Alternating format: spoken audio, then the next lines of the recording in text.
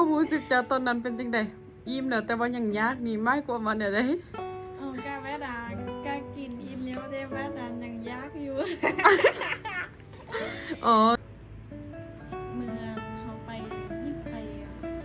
อย่าบอก เออ จื้อว่าได้แล้ว ไปกินเบียร์บ่ว่าซั่นบ่แม่นกินเบียร์ไปกินพันป้านะนั่นก็คือเหตุการณ์เรื่องลมรถเนาะน้องอาเซงเนาะสรุปรวมแล้วน้องอาเซงทึกใส่หายเนาะว่าแต่ว่าผ่านน้องนาราไปลมบ่แม่นเด้อนาราผ่าอาเซงลม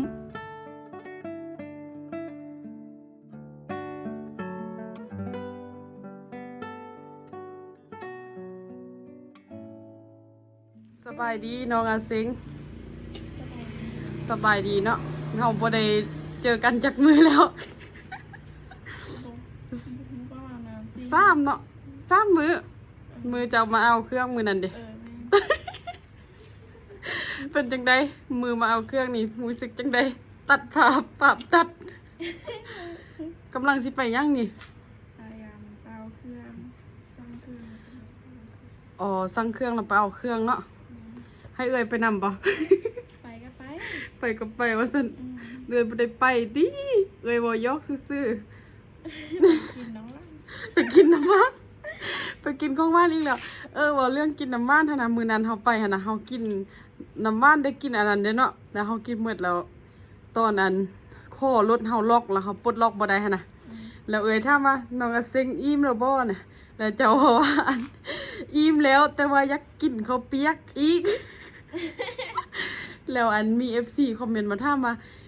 เป็นยังคือว่าอิ่มแล้วคือว่ายังอยากกินอีก ก็รู้สึกจากตอนนั้นเป็นจังไดอิ่มแล้วแต่ว่ายังยากนี่มากกว่ามันเนี่ยได้ กาแม่ดากากินอิ่มแล้วได้แม่ดายังยากอยู่ อ๋อก็คือกินอิ่มแล้วแต่ว่ายังยากอยู่สิ่งที่อิ่มให้แม่นอิ่มของหวานกับอิ่มอันนั้นหั่นเนาะแต่ว่าบ่แม่นอิ่มข้าวเปียกเนาะแสดงว่ายังบ่ทันอิ่มข้าวเปียกแต่อันที่เฮากินแม่นอิ่มแล้ว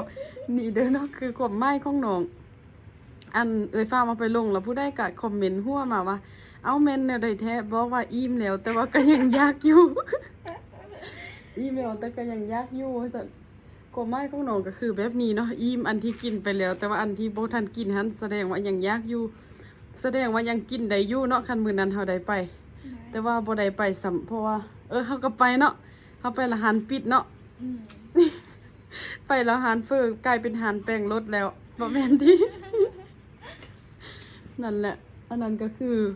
ความหมายของน้องอาเซิงที่ว่าอิ่มแล้วแต่ว่ายังยากอยู่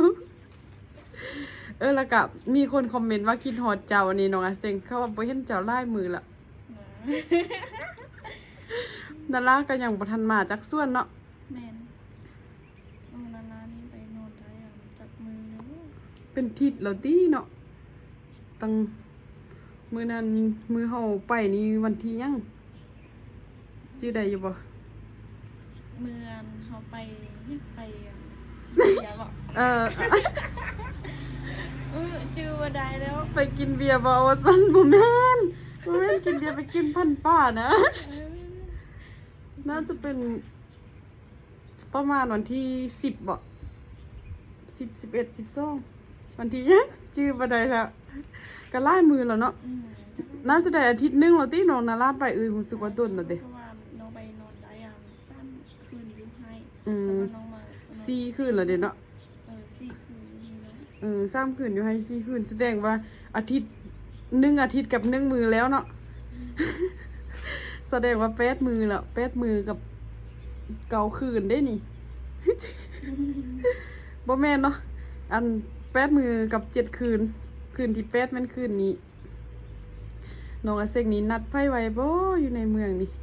สิไปหาไผอยู่ในเมืองเนาะ แม่ไปเอาเครื่องเด้อ ไปเอาเครื่องเด้อนี่เลยบินเครื่อง ผู้ได้ใจดีจ่ายค่าเครื่องให้แด่บ่แม่นที่ ใจให้เสื้อให้แดง ไปใจดีจ่ายค่าเสื้อให้แด่ซั่น ไปเอาเสื้อ โอ้นี่เลยเจ้าซื้อเสื้อแบบนี้บ่ที่สิไปเอานี่แม่นไปเอาเสื้อนี่เสื้อตัวเดียวเท่าใด รวมทั้งแม่น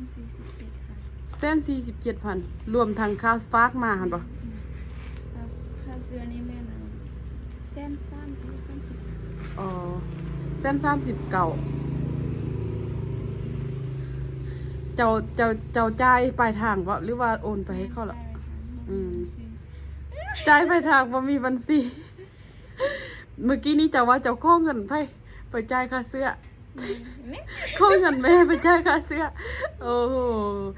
น้องฟ้าเว้าคัดเนาะเมื่อกี้นี้น้องก็เลยเว้าบ่ทันขอเงินแม่ไปจ่ายค่าเสื้อว่าซั่นผู้ใดใจดีจ่ายได้ว่าซั่น47,000กับ100เนาะ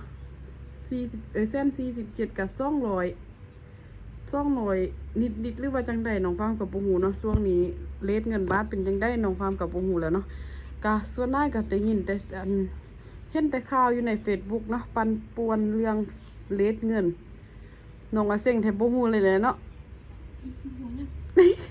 บ่ฮู้หยังเรื่องเรทเงินหั่นเงินบาทหั่นน่ะว่าได้เงินกีบเท่าได้แล้วสินะบ่ฮู้เลยเนาะน้องอาเซ็งแต่บ่ฮู้เลยน้องว่าเลยฟาร์มกับบ่ฮู้บ่ได้เบิ่งดนน้อยนึงล่ะบ่ฮู้ว่าได้เท่าใดบ่มีค่าครูมื้อนี้น้องอาเซ็งพาค่าครูไปเจ็บมื้อนั้นพาไปล้มรถจี๊บน้องนาราดีแล้วบ่ ดีแล้วเด้ ดีหมดแล้วเนาะยังแต่อันเกตมันหั่นเนาะบัดนั้นมันก็สิออกสะเก็ดเนาะเป็นเกตอันแบบแพร่ที่ลมหั่นน่ะ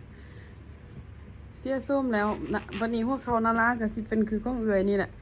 ข้าวๆนี่แหละข้าวๆกันแน่น้องอาเซ็งพาหมู่ไปลมมื้อนั้น FC ว่าน้องอาเซ็งขี้ดื้อ FC ว่าน้องอาเซ็งดื้อมากเลยพาเพื่อนไปเจ็บ อันบอกเหตุการณ์ได้ดูเป็นจังใดน้องอาเซ็งมื้อนั้นจะฮู้สึกจังใดจะขี่รถไปฮอดหันแล้วลมนี่ แม่ดามบอกแม่ดามคิดได้ตอนนั้นน้อยๆสินะแล้วก็เลยย่างมาแล้วก็เคยคิดเลยครับอยากคิดได้คือไปห้องนี้แม่ดาสนิทนี่น้องเซงกับโบวังกับน้องรักกับบนนั่งดีๆน้องรักกับแม่ดาก็เลย อ๋อก็คือดนแล้วที่เจ้าบ่ได้ขี่รถทีบแม่นบ่ขี่รถทีบแม่นช่วงที่เจ้ายังน้อยพุ่นเนาะจำอันน้องชายเหมยกิ้งหั่นบ่เคยขี่ตอนนั้นบ่ แม่ หรือว่าเคยขี่อันตอนม.1มาโรงเรียนนี้ก็เคยขี่บ่ บ่ เคยขี่เลย ไปตอนนะมป.1 ป.2 ป.3สิ อ๋อเคยขี่ตอนช่วงอยู่ป.1 ป.2 ป.3เนาะแล้วก็เลยบ่ได้ขี่อีกเลยมื้อนั้นละมานี้พอดีเห็นรถทีบอยู่นี่ พอดีเจอรถทีบอยู่นี่ก็เลยส่วนกันขี่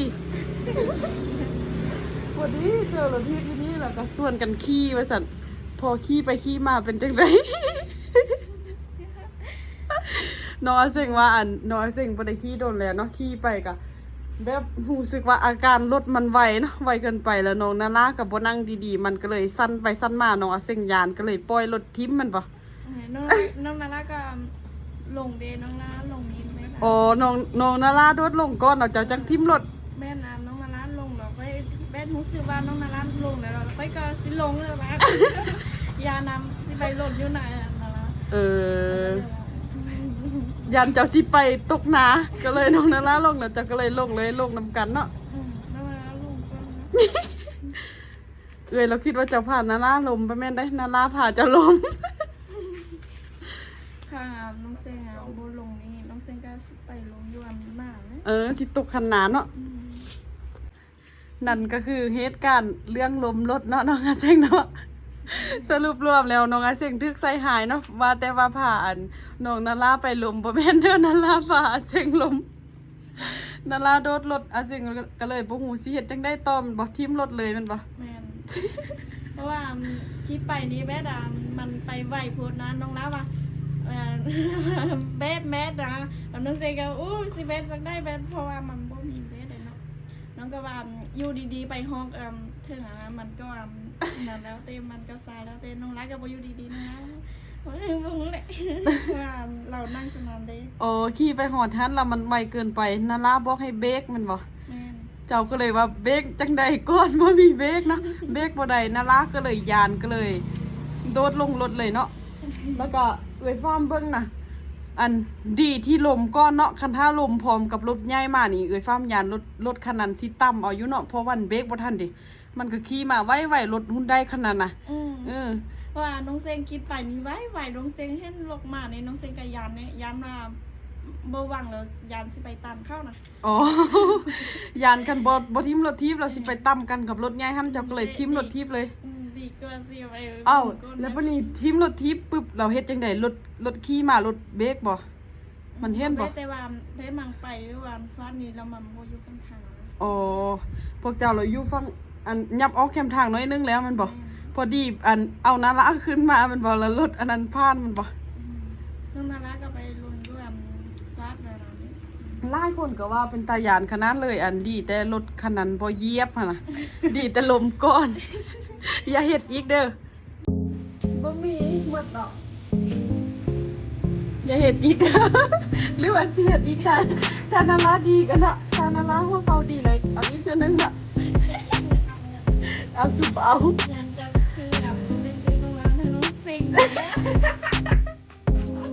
ยันเดือนต่อไปสิเป็นน้องเซ็งเจ็บดิยันสิบ่เป็นนาราติ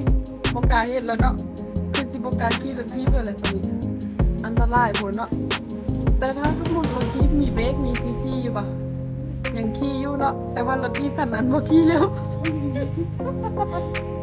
รถทีบน้องสายเนาะน้องสายน้องไม่ขี่